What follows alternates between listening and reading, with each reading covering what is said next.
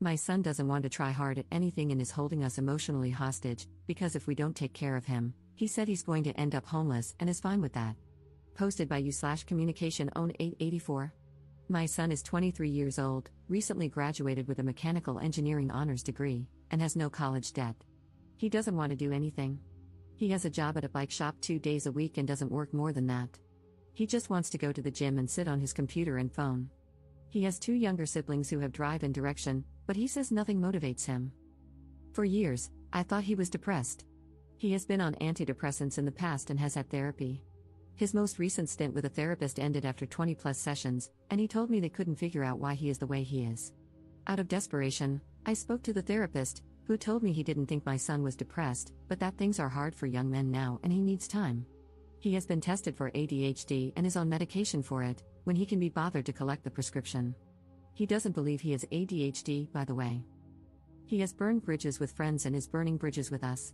He makes his own meals and takes them to his room to eat, despite being told he has to be part of the family if he's living here. We charge him rent but made the mistake of telling him we were saving it for him when he moves out. Starting this month, I'm deducting money for bills and food. He is rude to his siblings, doesn't help out around the house, and does nothing to contribute to the family. I want to give my son purpose, and we've tried everything, and I mean everything. I have spent countless hours talking to him, asking how I can help. He doesn't know. I've suggested he take a year off to do volunteer work, travel abroad, or work a menial job until he figures out what comes next. He wanted to move to California, where we used to live, and settle in San Francisco until he realized he couldn't afford it. I can't bear the thought of kicking him out, but I see no other option. I feel like we are being held emotional hostages, and the stress is unbearable. I am so upset that one of my children is like this. I feel equally responsible and resentful. I'm terrified that if we kick him out at the end of the month, he will end his life, sleep on the street, or never talk to us again, but I am at the point where something needs to happen.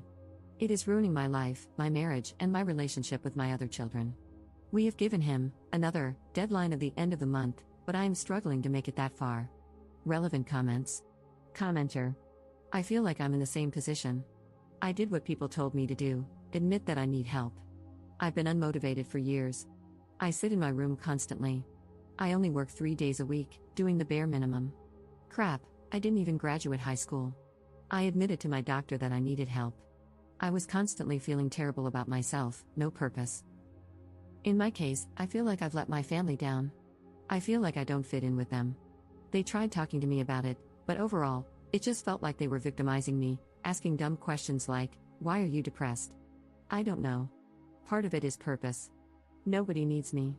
If I disappeared today, sure, people might be sad, but nobody needs me. This might not be what your son's going through, but I thought it might help to get a perspective from someone in a similar situation. To be honest, though, he's doing way better than me. I'm 23 as well, living at home. Ops response. Hi there, and thank you so much for responding, it's really helpful. You sound very much like my son. I have no idea how to motivate him, and we're down to the wire. Perhaps having to put a roof over his head will be the motivation he needs, although when we talk to him about that, he says he doesn't care and that he'll be homeless. It's hard to know if he's serious or just being immature. He has never made any real decisions his whole life, and for one reason or another, we made some for him. We shouldn't have. We should have let him fail earlier on, but his dad couldn't do it.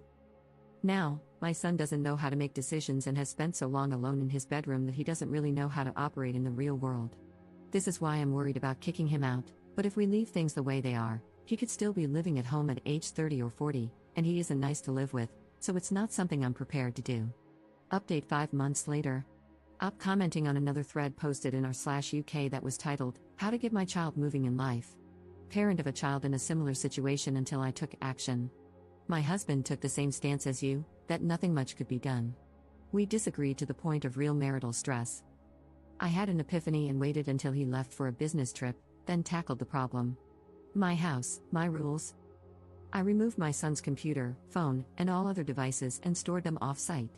My 23-year-old threw a fit and stayed in bed for 3 days, not moving.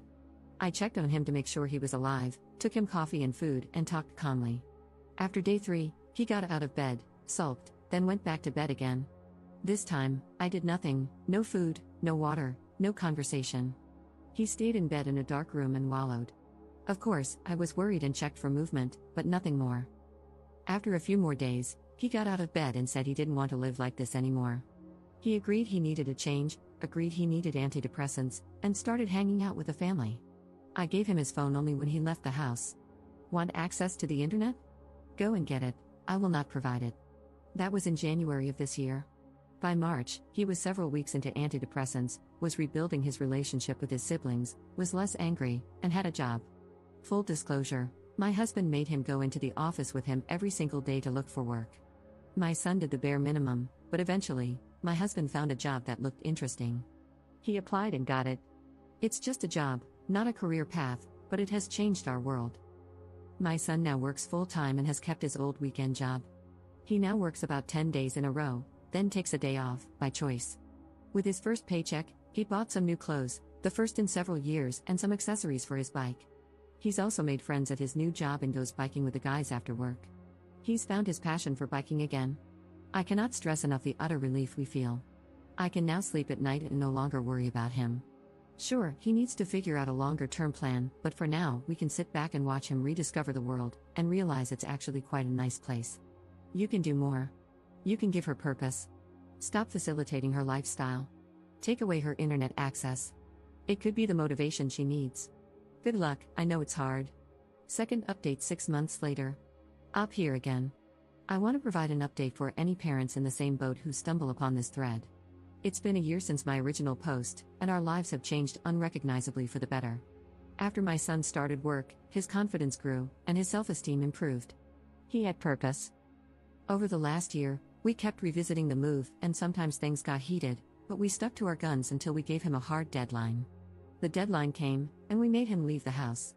It was so hard, we didn't sleep for 2 days, and my husband caved and asked him to come back. The shock of us making him move into a hotel had the desired effect. It took several more months and lots of reminders, but he eventually found a place on his own and moved out last month. He is now living independently, just a few minutes from his work, and is loving it. He enjoys earning money and paying his own way. He has experience buying a washing machine, learned how to plumb it in, and understands that sometimes you have to take a day off work to accept deliveries. He is learning that no one is going to unpack the boxes but himself, and that if he wants food, he has to go and buy it, even if he's tired. We offer our help and have, of course, helped a lot, but we haven't picked up any pieces. This is all on him. And best of all, our relationship is getting back on track. He comes over every Sunday for dinner, hangs out, and catches us up with his news. He is feeling so good about himself and loves standing on his own 2 feet. Relevant comments. Commenter. It turns out that many people are weirdly happier and feel more purposeful when working, even at a crappy job, compared to having no job at all. I spend most of my work shift dreaming about playing video games, and I resent having to waste the best part of my life slaving away at my desk. But when I'm unemployed and just screwing around, those video games really don't keep me entertained. They become just something to do to pass the monotony of doing nothing important. However, I treasure my time playing after work when my wife and I are side by side, enjoying it together. Commenter 2. I think this sort of hopeless, unliving existence is on the rise, at least in the US and other Western countries. Lots of young people just don't have lives to start with. Our economy is screwed, there's no reason to believe hard work will ever pay off in the way we were promised, and pure distraction is pushed at us from every screen, and there are a lot of screens around. It's also definitely a privileged affliction. People who don't have parents to subsidize their non-existence obviously have to work enough to pay for their essentials, even if they're still depressed or purposeless. I think it also stems from the disparity between how middle-class kids expected adulthood to look and what living in our society is actually like. If you expected to get your degree, immediately land a solid job, and begin pursuing a spouse and family, hitting the real world today must feel like crashing into a brick wall at full speed. I have family and friends stuck in this same sort of hole, and it's terrifying to see someone you love trapped in what seems to be a type of suicidality. They don't feel like there's any point in living, but they're not miserable enough to actually take action to harm themselves, so they live in a constant, feckless fog, trying to distract themselves from the pain.